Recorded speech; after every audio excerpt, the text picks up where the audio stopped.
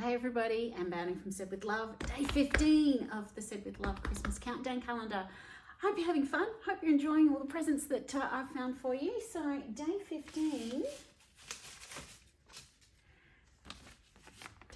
is kind of a long one. This is actually one of my favorite notions, and it's a 1/2 inch ruler.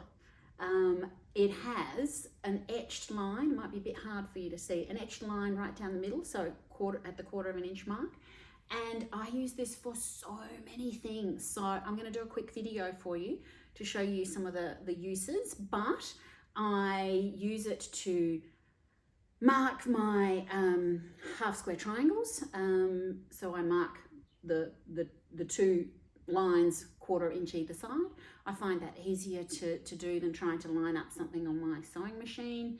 And I use it to mark points where I want points to meet that are on like a diagonal and things like that. So star points and things, and a few other uses. So go and check out the video, and I hope that you find some good use for it too.